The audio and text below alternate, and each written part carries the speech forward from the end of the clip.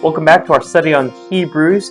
You are joining us because you are investing into this book of the Bible that you're studying, and this is a time for us to dig deeper into the text, to study it, and to, like I've been saying throughout these videos, have the Old Testament in one hand and the New Testament witness of the book of Hebrews in the other hand. And there's a lot to glean from the book of Hebrews, but if we want to do it well and properly, we really need to dig down into it. We need to excavate and pull out from the text, from the context of the readers, in order to best understand the theology and the intent of the author of this book. And so that's what we've been doing. And last week we talked about Melchizedek and the priestly order that is established in him, that Jesus follows in as a high priest, and what it means for him to step outside of the Levitical high priest system and into the order of Melchizedek. We're moving from that, and if you remember from way back a few weeks ago, we talked about how the book of Hebrews is a chiasm, and what that means is you have inclusios, in which A and A, the beginning and the end of the book, have similarities. B and B, the next section and the section after this have similarities. They're inclusios, and then C, the main section of the text, because remember, this is the thesis of the book. The main section of the text is identifying the order of Melchizedek versus the Levitical priesthood and the Old Covenant way versus the New Covenant. And so that's what we're covering today, chapter 8, verse 1 through 10:18. This is the section where, out of the Melchizedekian order of the high priesthood that Jesus is now established and Jesus is now integrated, there's also a new covenant that comes along with that. And the author explains that through the use of an explanation of the Old Covenant. And he starts out here in chapter 8, he says, now the main point of what is being said is this: we have this kind of high priest. So he's talking about the Melchizedek order. We have this kind of high priest who sat down at the right hand of the throne of the majesty in the heavens, a minister of the sanctuary and the true tabernacle. So keep this in mind, the true tabernacle, we'll allude to that here in a second, that was set up by the Lord and not man. For every high priest is appointed to offer gifts and sacrifice.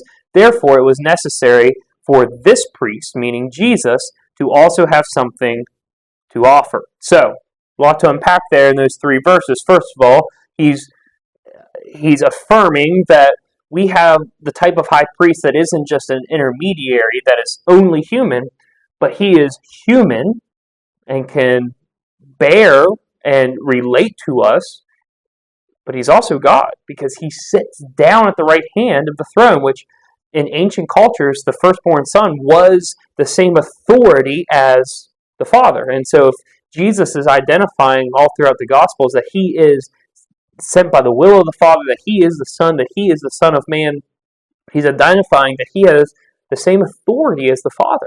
And so he is a high priest that is fully human, but he's also fully God, and he sits down at the right hand of the throne of God.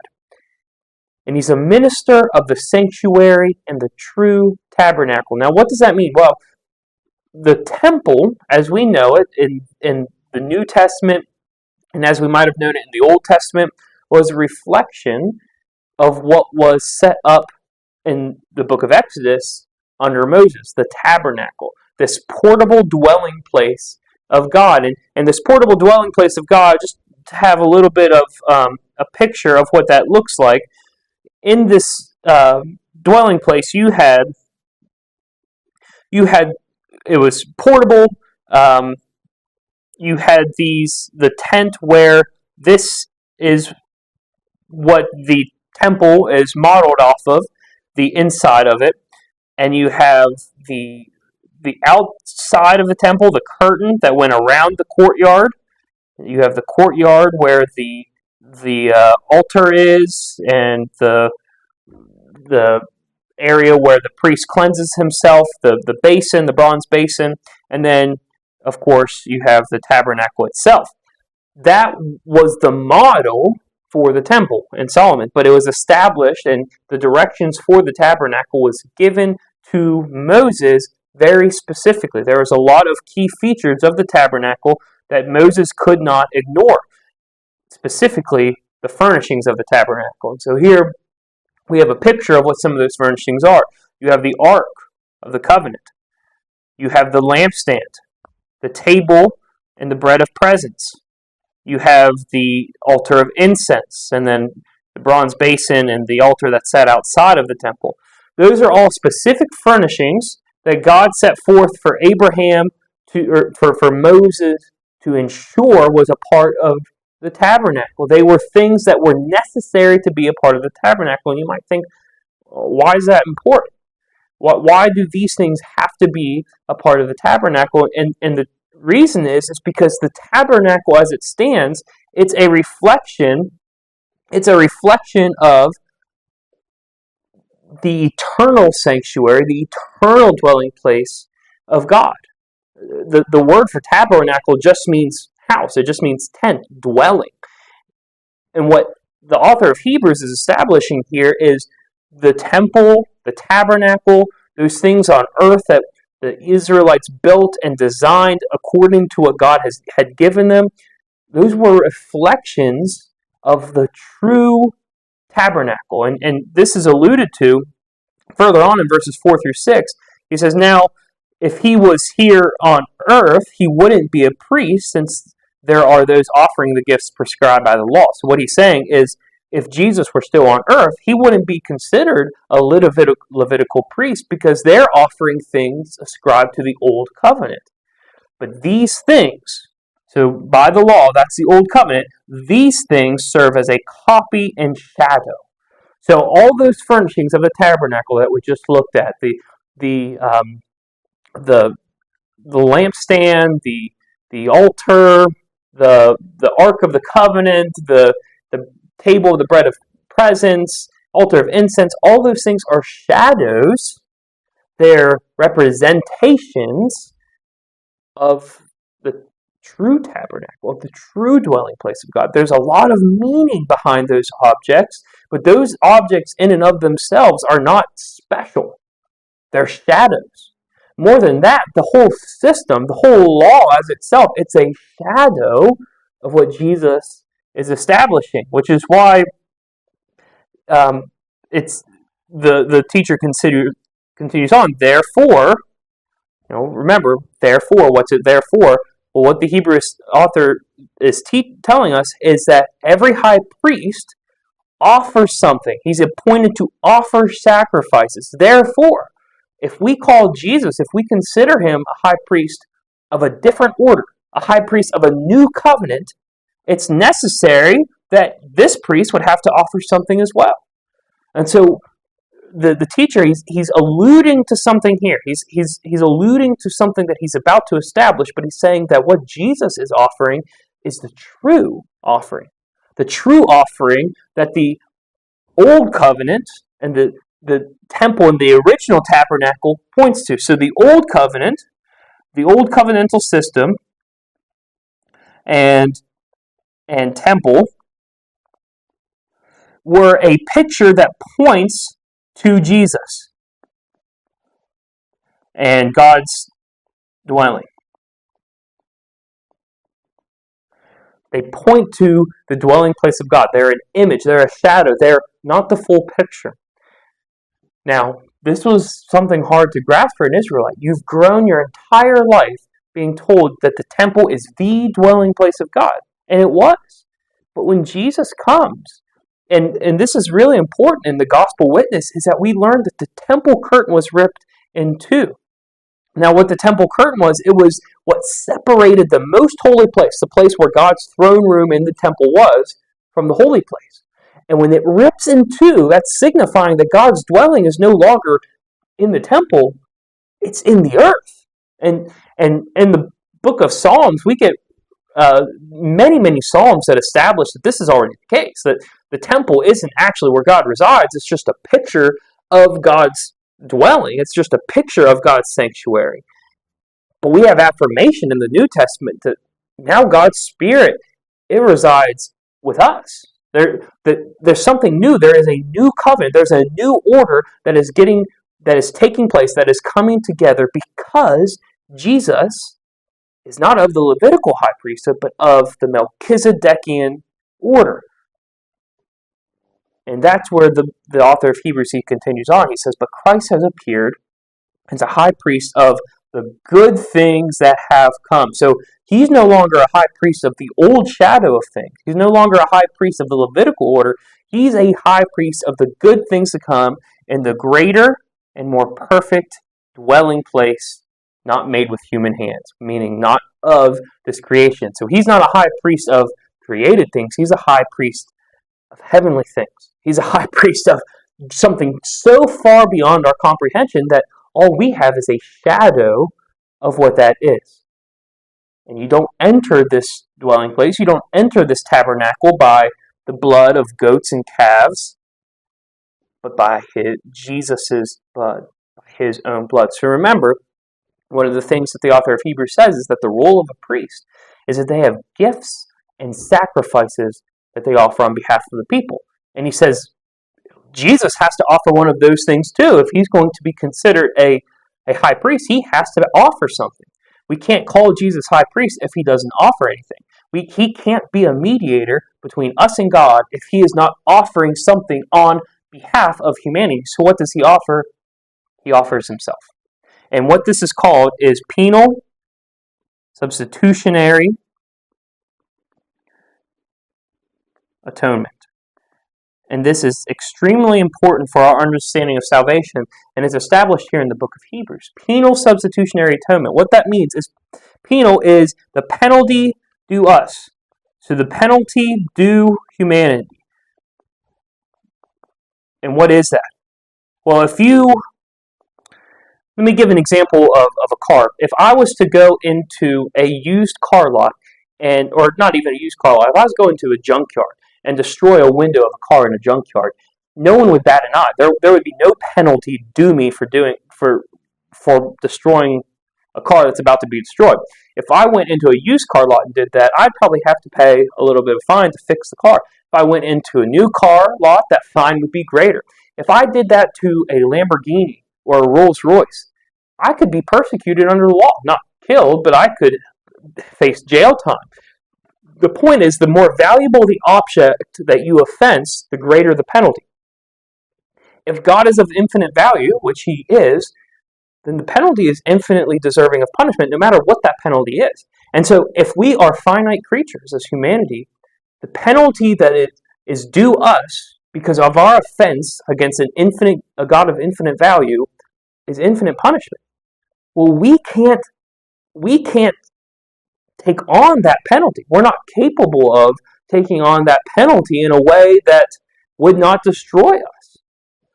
So Jesus does. He takes on the penalty due humanity for our transgression against the infinitely valuable of God.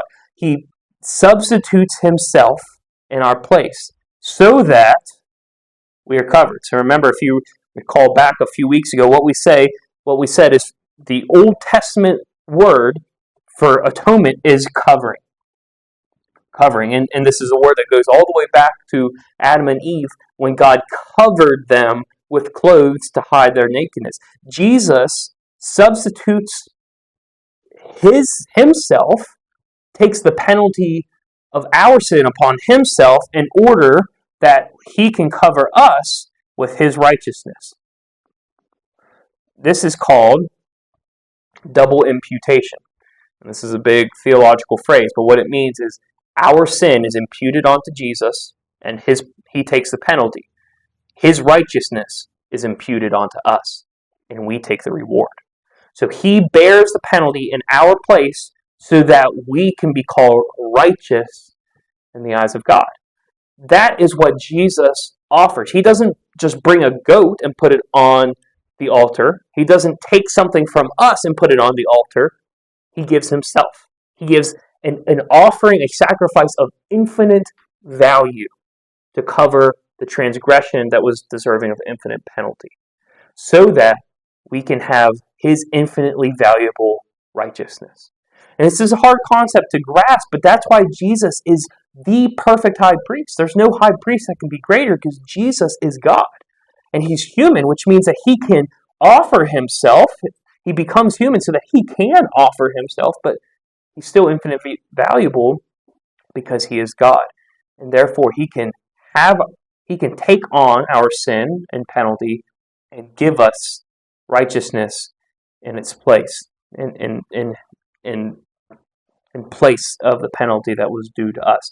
And therefore, the author says, he is the mediator of a new covenant, which is a covenant that goes outside the confines of the shadow of things that once were with the tabernacle, with the sacrificial system of the law of Moses, with all of the ritualistic practices that were once there.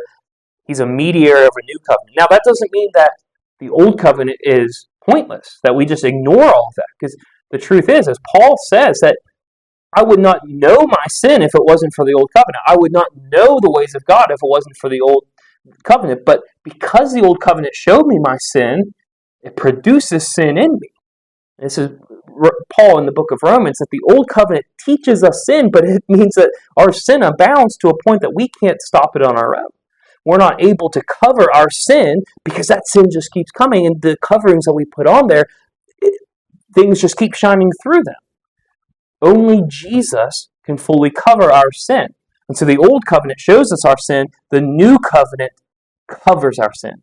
It's a covenant established through the high priesthood of Jesus, who not only is our high priest, but he's the offering. He's the sacrifice that he places on the altar, a sacrifice that is himself. And more than that, it is an effective offering. It's something that, in the old covenant, there were priests that would minister, and they would offer sacrifices time after time after time that can never take away sins, because you'll just have to continue to offer them over and over again. But Jesus offers one sacrifice for sins forever, and then he sits down at the right hand of God. He sits down at the seat of authority. And the truth is, this new covenant was something that was alluded to by the prophets of old. It was something that the Israelites, they had longed for, they had hoped for, they wanted to be a part of this new covenant. They were searching and desiring this new covenant, but when it came, they didn't recognize it.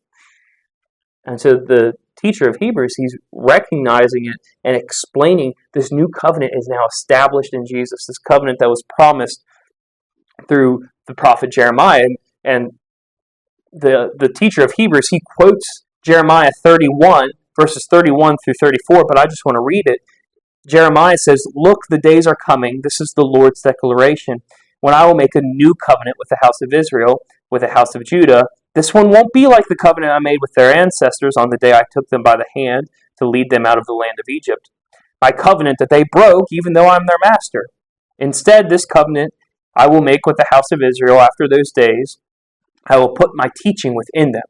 I will write it on their hearts. I will be their God, and they will be my people. No longer will one teach his neighbor or brother, saying, 'Know the Lord,' for they will all know me, from the least to the greatest among them. This is the Lord's declaration, for I will forgive their iniquity and never again remember their sin." What the author of Hebrews is saying is, this is the covenant we're in. And it's not because we finally climbed the ladder high enough to get out of the old covenant sky into the new covenant sky, but it's because Jesus came down, took on humanity, and has become our mediator between us and God, but he's also become the perfect covering that can take on our sins and clothe us with his righteousness. He is the new covenant, one sacrifice for all time, and now he is seated at the right hand of the throne of God, waiting for all things to be made new, so that the shadow of the tabernacle, it won't be a shadow anymore. We'll see the true images, the true picture that the tabernacle in the Old Testament law were alluding to.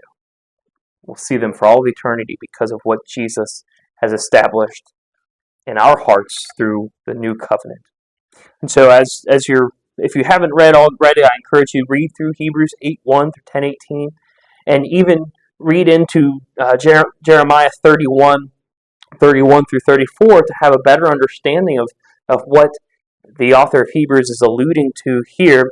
And ask yourself this: how does knowing about the tabernacle and the fact that it is a shadow of the eternity to come, how does that affect your faith? How does that affect your hope for the eternity? And what does it mean that we, as the new covenant believers, as the church, that we're the picture, that we are what will eternally be in God's presence? How does that affect your faith, knowing that we are God's people under the new covenant system in Jesus' high priesthood in the order of Melchizedek? Some interesting thoughts to consider. There's a lot of theology to unpack. It's so meaningful when we dig into the Old Testament to understand it. So I hope you've enjoyed digging down. I hope you've enjoyed studying, and that you'll continue to do so as we jump into the next section of Hebrews next week, looking at chapter 10, verses 19 through 39. We'll see you then for the next teaching video.